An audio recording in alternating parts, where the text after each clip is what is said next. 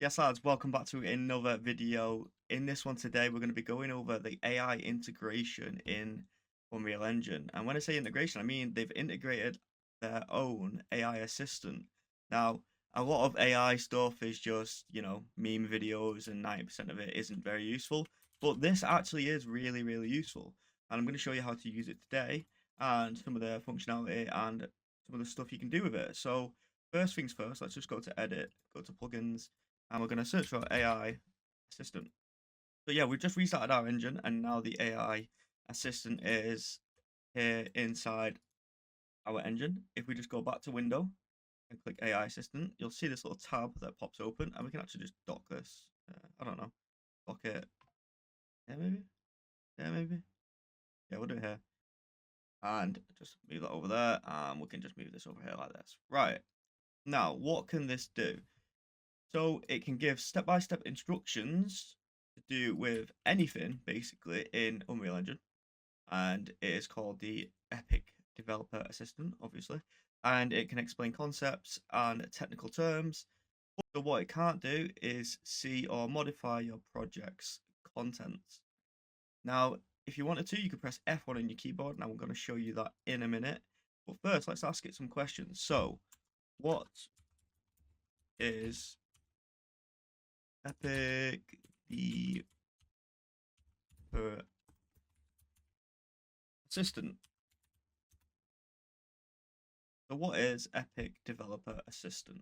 And let's see what it comes out with. So right here, what I'm doing is just asking it a direct question and see what it comes out with. Obviously, it is experimental, so just have to bear with it. Is the name I use as your development assistant? How can I help you? Blah, blah, blah. Can you tell me what? So imagine you're extremely new to Unreal Engine and you don't really know a lot about it. You can genuinely just ask it a load of questions and it should give you pretty good answers. So here we go. In Unreal Engine, a node is a building block used in visual scripting systems like blueprints. Nodes represent actors, events, functions, variables, blah blah blah blah, everything. Um, so that is one thing it can do. Let's ask it to create a oops, create a step-by-step guide on how to add a hat to my character. Create a step-by-step guide on how to add a hat to my character. And what we're going to do is actually follow this and see how good it is. So let's go on to, let's go into our content drawer like this and go to third person character, BP third person character. This is my character currently.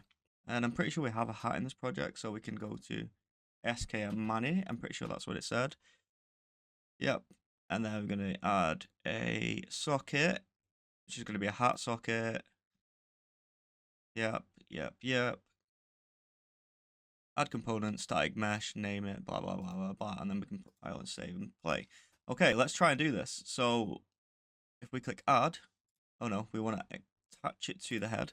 So we're going to go head, search for the head one, and it asked us to add a socket. Or add socket, it's going to be head socket. And we should probably position this properly. So, I don't know, do something like that. And what did it say? Okay, sweet. Now we can actually preview this asset. So let's go add preview asset and add this hat. There we go. And we can rotate the socket 90 degrees like this, like this, like this. Okay, there's our hat. But is it on our character? No, it's not. And why is that? Okay, so we got to add the component, which is a static mesh. So static mesh. Like this, rename it hat, just like it says. Choose the static mesh as this one. And then it says to add it to the parent socket. Like this. Add. It needs to be a child. and then we can add it, and then head socket, and we can 0 and 0, and now we have a hat on our character. So, like, that's how easy it is to use this AI assistant. You can see how valuable it is, because if I had to do it off the top of my head, maybe I've never done it before, or maybe I didn't know. And yeah, I think this is pretty cool. So one last thing before I end this video, I want to show you um, another way we can use this. So if you are brand new to any of the interface, for example, like all these buttons, let's just press F1 on our keyboard while it's hovered over it, and it will tell you, I would like to know what the world space coordinates means, blah, blah, blah, blah, blah, or what this means, what the camera options mean, where it says perspective, or maybe it's something in your level. So let's actually just drag in something like a mesh rifle. Should have a rifle mesh somewhere. There it is. Okay, so what is this? Let's ask it. So click that, F1. I would like to know about the static mesh 1 actor. What is it going to tell us?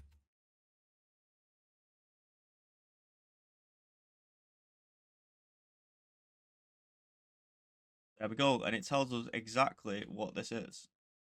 I think this is pretty amazing.